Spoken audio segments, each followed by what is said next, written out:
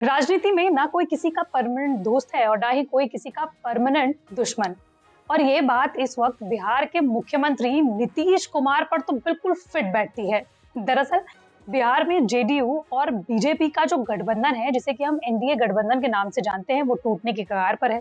पिछले 9 सालों यानी कि 2013 से 2022 तक का अगर नीतीश कुमार का ट्रैक रिकॉर्ड देखें तो कई मौकों पर वो अपने ही फैसलों को पलटते हुए नजर आए। 2013 में नरेंद्र मोदी को बीजेपी की ओर से पीएम कैंडिडेट बनाने के मुद्दे पर वो बीजेपी से अलग हो जाते हैं, तो कभी वो तेजस्वी यादव पर भ्रष्टाचार के आरोप लगाते हुए आरजेडी से अलग हो जाते हैं। अब हर किसी के मन में ये सवाल है कि भाई नीतीश जी, ये फैसले आप कंफ्यूजन में लेते हैं या फिर ये किसी बड़ी प्लानिंग का हिस्सा होते हैं। फिलहाल इस वीडियो में हम आपको ये बताएंगे कि नीतीश कुमार के वो फैसले जिसने बिहार की राजनीति को पूरी तरीके से बदल कर रख दिया। नमस्कार, मैं हूं आपके साथ श्रेया बहुगुणा और आप देख रहे हैं न्यूज़ तक। लेकिन नीतीश कुमार के फैसलों पर नजर डालें उससे पहले ये जान लीजिए कि आखिर बिहार की राजनीति में इस वक्त हो क्या रहा है, चल क्या रहा है।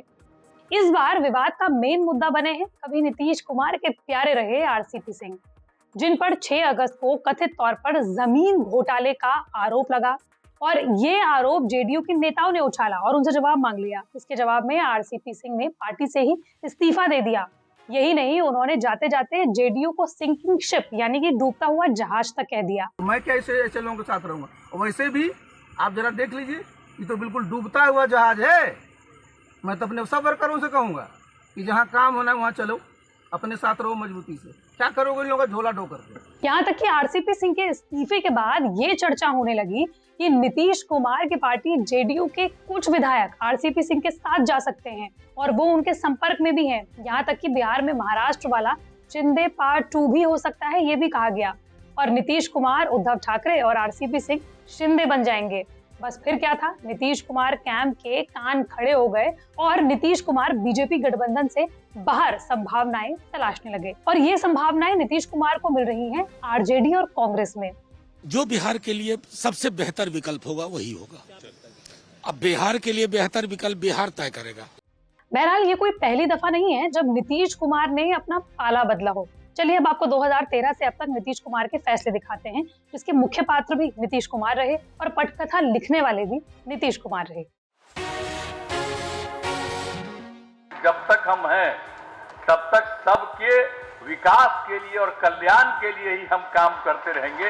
दूसरा मेरा मकसद नहीं रहा। बात 2013 की करते हैं। दरअसल 2014 यानी कि ठीक 1 साल बाद लोकसभा चुनाव हो रहे थे। इससे पहले बीजेपी जोरों शोरों से यूपीए सरकार को हराने की तैयारियों में लगी थी। बीजेपी की ओर से नरेंद्र मोदी ताबड़तोड़ प्रचार कर रहे थे। नीतीश कुमार ने धर्मनिरपेक्षता का हवाला देते हुए मोदी को पीएम कैंडिडेट बनाने का कड़ा विरोध किया और गठबंधन तक तोड़ने की धमकी दे डाली। हालांकि बीजेपी ने 2014 लोकसभा चुनावों के लिए प्रधानमंत्री नरेंद्र मोदी को पीएम कैंडिडेट घोषित कर दिया और उधर नरेंद्र मोदी के नाम पर नीतीश कुमार ने बीजेपी से नाता तोड़कर उसे बिहार से बाहर का रास्ता दिखा दिया। यहाँ तक कि नीतीश कुमार ने कड़ा डिसीजन लेते हुए तत्कालीन डिप्टी सीएम सुशील कुमार मोदी समेत बीजेपी के सारे मंत्रियों को बर्खास्त कर दिया। अब आपका नया अवतार हो चुका है। अब इसके बाद किसी भी परिस्थिति में लौट कर जाने का प्रश्न नहीं पैदा होता है।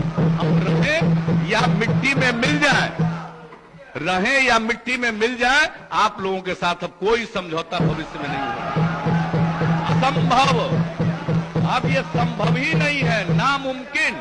अब वो चैप्टर खत्म हो चुका, क्योंकि भरोसे को आप लोगों ने तोड़ा, उस भरोसे को आपने तोड़ा। हालांकि नीतीश की सरकार को आरजेडी ने बाहर से समर्थन दिया, सरकार चलती रही। हालांकि 2014 में मोदी के पीएम बनने पर उन्होंने मुख्यमंत्री पद भी छोड़ दिया और जीतन राम मांझी को सीएम बना दिया। लोकसभा चुनावों के ठीक 1 साल बाद यानी कि 2015 में बिहार विधानसभा चुनाव हुए और बिहार में बना महागठबंधन, जिसमें जेडीयू, आरजेडी, कांग्रेस और वाम दलों ने मिलकर चुनाव लड़ा। इनके कैंपेन की टैगलाइन थी, फिर से एक बार हो, बिहार में बाहर हो, नीतीश है कुमार हो। हालांकि नीतीश के चेहरे पर लड़े गए इस चुनाव में एनडीए को तो हार मिली और प्रदेश में महागठबंधन की सरकार बनी।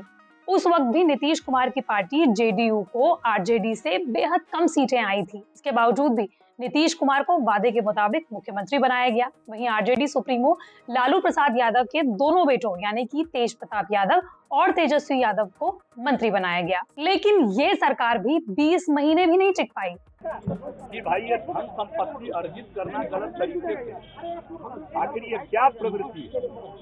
और हम बार बार कहते रहे अपने भाषणों में कि कफन में कोई जेब नहीं होता, जो भी है यही रहेगा। तो हम इस तरह की बात करते रहे हैं, मेरा रास्ता ये रहा है। अब ऐसी परिस्थिति में आप समझ सकते हैं। और जहाँ तक बात होती है भाई गठबंधन और विपक्षी एकता, तो हम तो विपक्षी एकता के पक्ष पर रहे, लेकिन किस प्रकार की विपक्षी एकता? विपक्षी एकता का कोई एजेंडा होना चाहिए, मैं तो समझ सकता हूँ। और एक पार्टी के नाते, एक व्यक्ति के नाते अगर हम लोगों की सोच है, क्या हम अपने सोच को प्रकट नहीं कर सकते? क्या नोटबंदी का प्रश्न हो या कोई भी प्रश्न हो। महागठबंधन सरकार काम तो कर रही थी, लेकिन उसी वक्त लालू प्रसाद यादव के केंद्र में रेल मंत्री रहते हुए IRCTC घोटाले की फाइल खुली।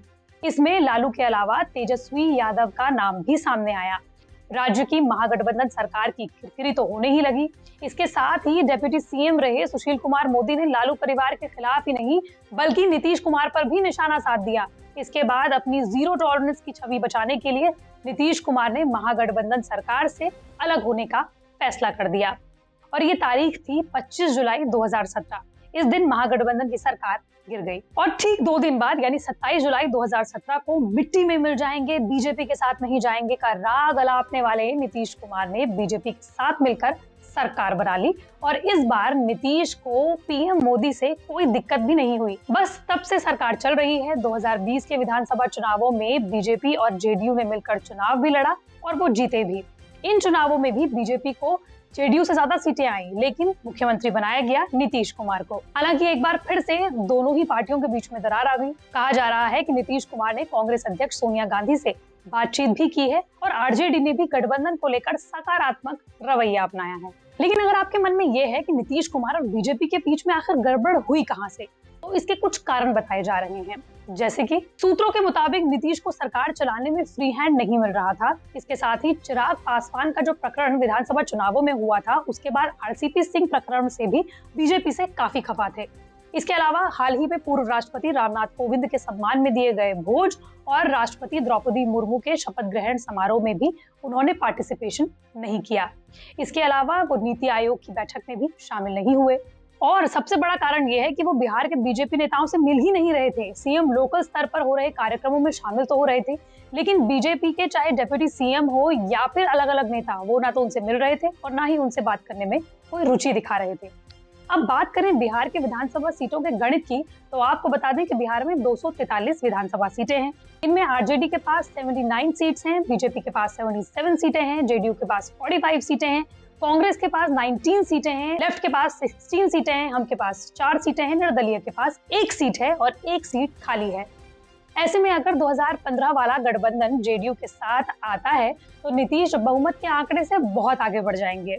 अब 2013 से अब तक का पूरा कच्चा चिट्ठा तो हमने आपको बता दिया है। अब आप ये बताइए कि नीतीश कुमार जो बीजेपी से अलग हो रहे हैं या जिसकी कयासें लगाई जा रही हैं, उसको लेकर आपका क्या सोचना है? क्या वाकई में कंफ्यूजन है या फिर सोची समझी कोई बड़ी प्लानिंग? कमेंट बॉक्स पर जरूर बताइए। मंडे टू फ्राइडे मैं इसी तरह के वीडियो आप तक लाती रहूंगी। अगर आप भी किसी टॉपिक के बारे में जानना चाहते हैं तो कमेंट बॉक्स पर जरूर बताएं।